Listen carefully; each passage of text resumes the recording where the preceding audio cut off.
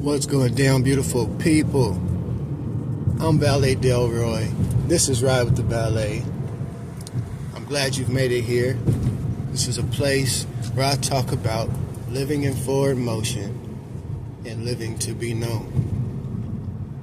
And today I have something special to talk to everybody about. It's, I don't know really how to approach this topic. I thought I was going to come on here and talk about luxury and luxurious living, or I thought I was going to come and talk about how people really don't deserve luxury or luxurious living. So instead of trying to hook you with something particular, it's going to be a little bit of all of that.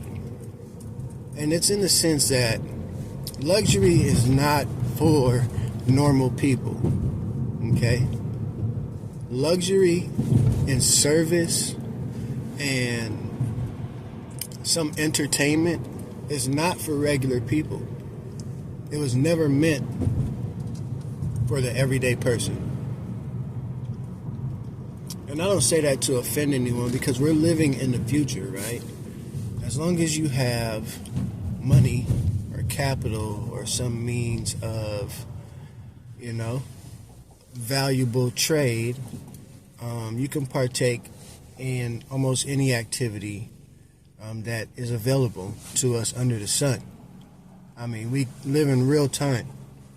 Handy devices, little hologram, little Star Wars hologram that takes you from one part of the galaxy to the other in real time. If you get what I'm saying. It's called FaceTime or video, live, text message. However you want to look at the communication, we can do this in real time. So I'm not saying that something unrealistic like regular people shouldn't go out. But what I'm doing is I'm just reminding people about some of the history, some of the mindset of the service industry, because I work in the service industry. I have for quite some time, and I love it. And if you do too, shout out to you out there. And if you don't, but you go places and you get services, shout out to you out there, because, this is a cohesive economy that we're all partaking in.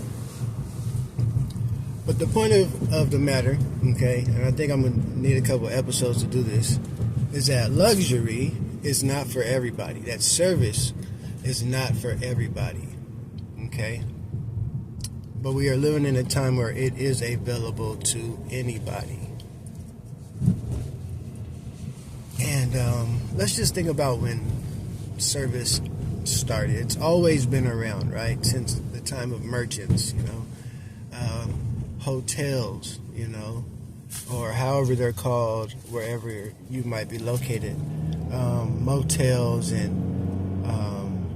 what are they called? Bed and breakfast spots, right? Where you can, stop somewhere along the way, get some service, food, possibly your clothes washed, and take a break, along the way. Even things like movies, baseball, valet, restaurant services, housekeeping and room services. These things have always been around. But they all haven't always been available to everyone, anyone, especially in the West. A certain culture came with partaking in said activities, right? Being amongst people who had money or had status or had the ability to be served by servants and service workers. Not just labor. We're not just talking labor force, right? We're not talking log cutters and, railroad layers and, warehouse workers and, your different type of labor force. We're talking about people who are among people, right? Who have the means, right?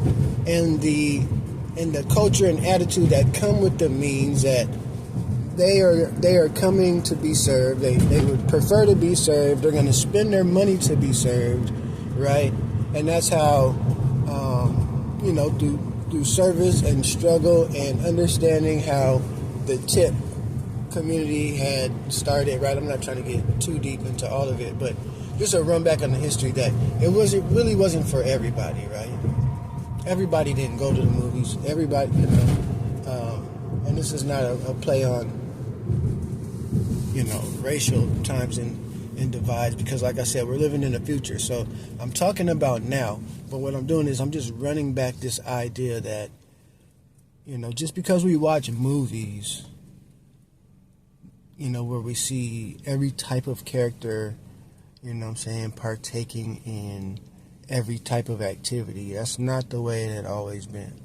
And so I'm just saying this to remind and let you know that if you are ever going to a place where you are getting service, okay, this is not a retail store. This is not some regular place where you're going to basically serve yourself, where you go and hopefully think the customer is always right. The customer is not always right. You understand? Because it's a business and there are rules and I don't know where people got the idea that just because they're paying for some service that they really deserve it. You don't deserve nothing. You don't even really deserve to be amongst this service. You know what I'm saying? Because you don't really know what you're asking for, if that makes any sense. I almost went off on real quick, y'all. Y'all probably felt that one, huh? I just kind of switched, but again, do you even know the type of service you're asking for? When you go to like a steakhouse, right, and you're being served your food on a platter, you're being served a good wine, you know what I mean? You're getting served water really well, you know what I mean? It's not like when you go to Denny's. No knock on Denny's. I love Denny's. You know what I mean? But if you go to a certain Denny's or IHOP or some breakfast spot or a Waffle House, and if they not feeling you that day, they just gonna pour your water, pour your drink, give it to you. You know what I'm saying?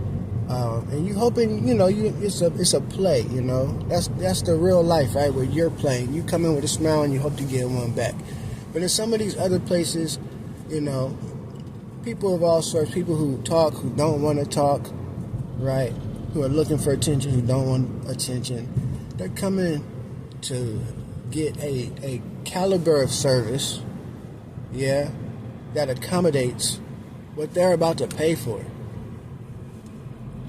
In gratuity, you know what I'm saying? And in these jobs are the jobs that pay good and pay more, and service people like and feel happy because they usually got a lot of regulars, if that makes sense. People who regularly travel, regularly get service, understand the type of service that they're partaking in, and this is why they tip, this is why they say thank you, this is why, there's a little more understanding when they come on the scene. Everybody's able to read each other a little better. But when you have anybody who really doesn't know what service they're asking for, they think they can ask for any type of service. And that's the problem. Because it's not for them. This type of luxury isn't for everybody. This type of service isn't for everybody.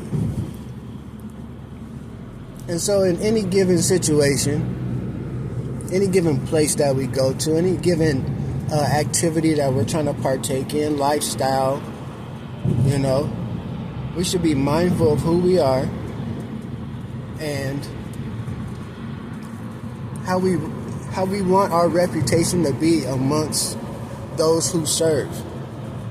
Because you absolutely get a reputation when you show up to spend money. Because nobody cares about the money. Everybody here has to spend money.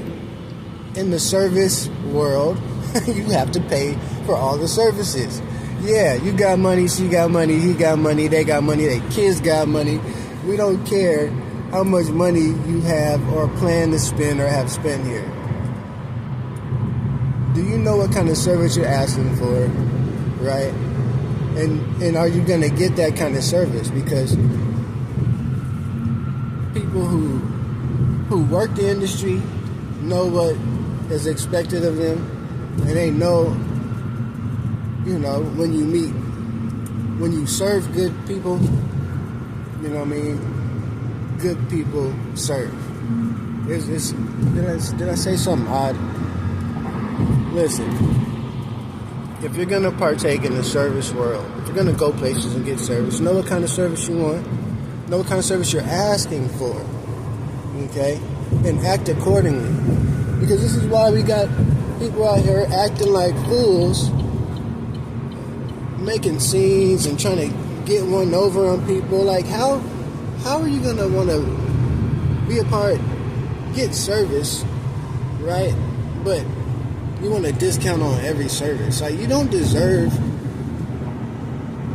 any to even be there, because you don't want to pay for the service that comes at the value of what you're trying to partake in, and it gets muddy.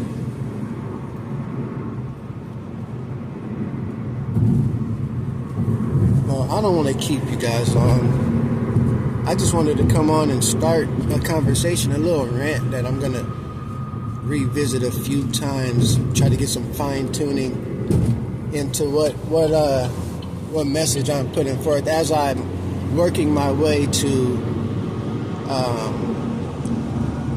basically helping people be better patrons when they want to valet. I'm going to do a little mini-series called What to Do When You Valet, and how to be the greatest person in the service industry, loves to serve. Something like that. But the basic is that, some of these leisure and luxurious and services were never made for everybody, never made for anybody. They were made for people who could afford them. And as we got into the future, we learned how to really monopolize these, types, these levels of the same service, right? Like, you could be somebody who's staying at a Ritz-Carlton, or who's staying at a Marriott, or who's staying at a Radisson, or who's staying at, a Best Western, all the way down to somebody who's going to be staying at a Spring Hill Suites or something. There's levels to the services, right? Whether you're in a chain hotel, motel, boutique hotel, diamond hotel, levels of your diamond. It comes with different types of services. And some people just think just because they're paying for service at all, that they can demand the kind of service they want. No, you cannot. Because it costs way too much to be able to demand what you want in this type of life. And I think there needs to be some kind of reminder, a wake-up call that, hey, you don't deserve everything. You don't even deserve half of this service. A lot of us are just grateful for waking up, getting the grace of the life, the breath that we take when we wake up. Knowing that sometimes we don't even deserve that, but that kind of existential grace across the board, I think everybody understands. Because as much as we don't enjoy getting up early, we still love waking up. I bet you that much. We'd rather wake up than not wake up, because we don't know what it's like to not wake up, right? Except for when we see somebody else not do it, and that's the whole point of living and trying to live a good life and the best life. And you know, if you're gonna partake in the services, come correct, you know, and tip if you can tip, and if you can't tip, use your manners. If you don't tip, use your manners. Good gracious. I'm Valet Delroy, and this is Ride with the Valet. You can take what's in your mind, turn it into something that's valuable, tangible, beneficial for you, anybody for that matter. All you have to do is believe, be willing, and get to work. You know what I'm saying? This life ain't for everybody. It might not be for you. But if you want, you know what I'm saying? If you want a part of it, you know what I'm saying? Do it well. You know what I mean? And you won't be forgotten. A good name goes further than money could ever go. Trust that. Alright. Guess I'll see you guys on the next one. Okay.